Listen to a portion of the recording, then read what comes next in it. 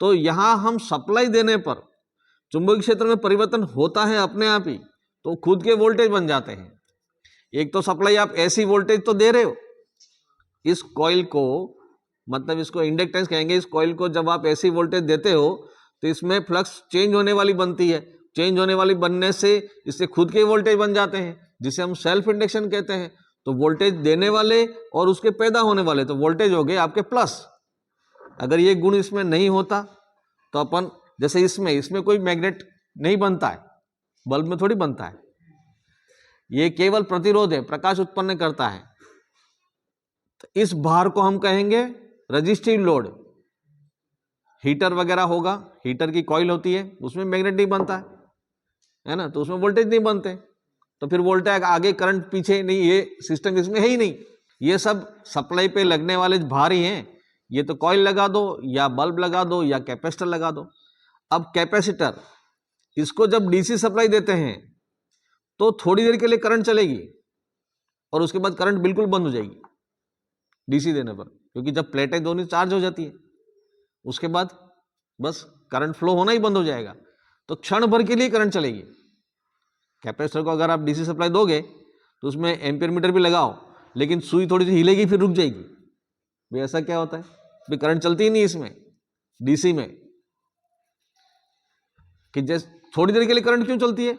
जो दो प्लेटें हैं, जैसे आपने सप्लाई लगाई, पॉजिटिव और नेगेटिव, जैसे आपने जोड़ा, इसको पॉजिटिव जोड़ा, इसको नेगेटिव जोड़ा है, तो ये पॉजिटिव चार्ज इसकी प्लेट हो गई, जो अंदर पत्ती जो रोल करके रखा हुआ है, अंदर पट्टी है ना, जो पूरा बंडल बना के रखा हुआ अंदर, तो एक बार में चार्ज हो गई, उसके बाद तो कोई करंट फ्लो होगी ही नहीं, चार्जिंग के लिए करंट चलेगी।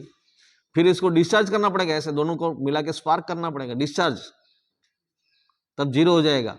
फिर दोबारा सप्लाई लगाओ तो भी एक बार में चार्ज होगी, फिर वापस डिस्चार्ज कर दो, आगे करंट नहीं चलती है। और अगर इस कैपेसिटर को हम प्रत्यावर्ती धारा एसी पर लगाते हैं, तो एसी पे अपन जानते हैं कि पॉजिटिव नेगेटिव चेंज होते रहते हैं, तो कभी ये पॉजिटिव चार्ज होगा, कभी ये पॉजिटिव चार्ज होगा, कभी ये होगा, ये होगा, बदलता रहेगा, इसलिए लगातार करंट चलती है। तो कैपेसिटर में डीसी सप्लाई देने पर क्षण भर के लिए करंट चलती है, और एसी देते हैं तो लगातार करंट चलती है, लगातार चलती रहती है। करंट चलेगी, वोल्टेज पीछे हो जाते हैं। इसमें क्या था, वोल्टेज आगे निकलते हैं, करंट पीछे चलती है।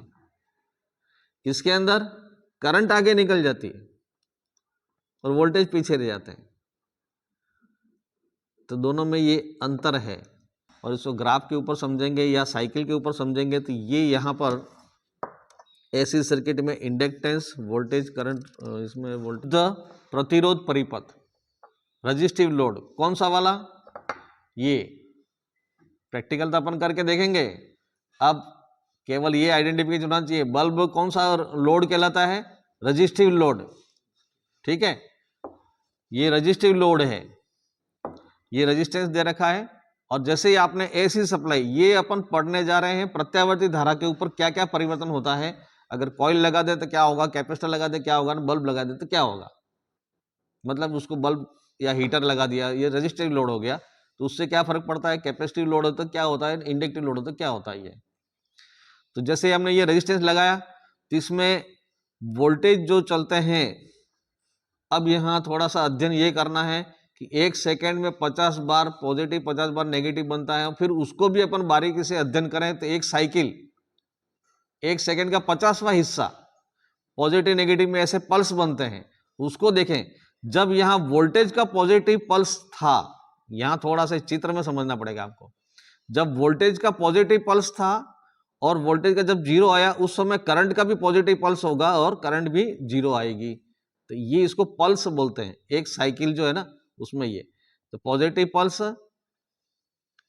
वोल्टेज का पॉजिटिव पल्स था तो करंट का भी पॉजिटिव पल्स था, वोल्टेज जब नेगेटिव जीरो पे आया तब करंट भी जीरो हो गई, और वोल्टेज जब मैक्सिमम नेगेटिव में हो गए तो करंट भी नेगेटिव में हो गई, क्योंकि इसमें दूसरा कोई प्रभाव नहीं होता रेजिस्टेंस के हिसाब से।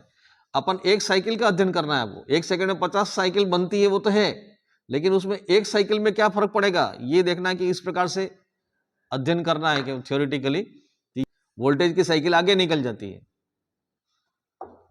जब करंट हमारी ये बाद में मैक्सिमम पहुंचे, इससे पहले वोल्टेज पहले पहुंच गए, फिर वापस ये नेगेटिव करंट जो है वो 0 पे आया, इससे पहले ही ये 0 पे पहुंच गया, पहले ही 0 पे पहुंच गया और करंट हमारी पीछे रह गई। मतलब वोल्टेज आगे निकल जाते हैं, करंट पीछे रह जाती है। इसको अपन बोलते हैं लैगिंग करंट, लैगिंग पीछे रहना, लैगिंग। ठीक है, ये इंडक्टेंस मतलब कोई भी जितने भी मोटरें वगैरह है ना, वो इंडक्टिव जिसमें कॉइल होती है, मैग्नेट बनता है, वो भार कौन सा हो गया? इंडक्टिव भार।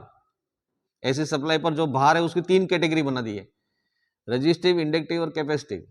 3 कैटेगरी में बांट दिया। जो आप भार लगाएंगे वो इंडक्टिव भार है, तो इसमें करंट पीछे चलती है, वोल्टेज आगे चलते हैं। ठीक है, अब तीसरा वाला जो भार है, कैपेसिटर वाला भार। कैपेसिटर, कैपेसिटर में क्या होगा? करंट आगे चल जाएगी, ऑलरेडी इसमें चार्ज था, तो जैसे ही आप सप्लाई लगाते हैं तो वो करंट देना शुरू कर देता है, तो करंट आगे चलता है, करंट मैक्सिमम पे पहले पहुंच जाता है, फिर 0 पे आए, वोल्टेज पीछे रह जाते हैं, तो करंट इसमें आगे चलती है। ये कैपेसिटिव जो भार होगा तो उसमें करंट लीडिंग होती है, लीड करती है। तो करंट के आधार पर अपन इसमें कहेंगे कि ये कैपेसिटर है, लीडिंग करंट लेता है, इंडक्टेंस है वो लैगिंग करंट लेता है। अब उसको समझना, तो ये साइकिल में इस प्रकार से ये समझा रखा है। अब अगर इन दोनों को मिक्स कर दिया जाए तो क्या होगा? इन तीनों को मिक्स कर दिया जाए तो क्या होगा? ये अध्ययन करना है RLC सर्किट। जैसे R और L का कर दिया, R और C का कर दिया, ये सब अलग अलग आपको अध्ययन करना है। उसका न्यूमेरिकल क्वेश्चन है, ये देखना है। और RLC तीनों अगर जोड़ दिया तो क्या होगा?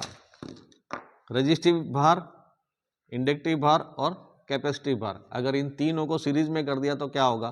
तीनों को पैरेलल में कर दिया तो क्या होगा? ये सारा अध्ययन जो है वो ऐसी परिपथ के ऊपर आपको करना है।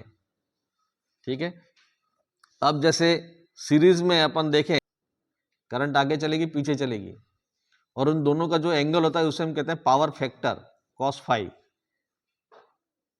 वोल्टेज और करंट के बीच का जो कोण है उसका cos के मान को पावर फैक्टर कहा जाता है। तब ये cos फाई भी आपको कैलकुलेट करनी है। ये चीजें cos फाई का मान दिखाई नहीं देता, और ये चीज बहुत महत्वपूर्ण भी है, cos फाई, पावर फैक्टर। अब यहां पर जो देखना है कि पावर फैक्टर क्या होता है वो भी समझना पड़ेगा, है? पावर फैक्टर भी समझना पड़ेगा आपको, cos फाई क्या होता है।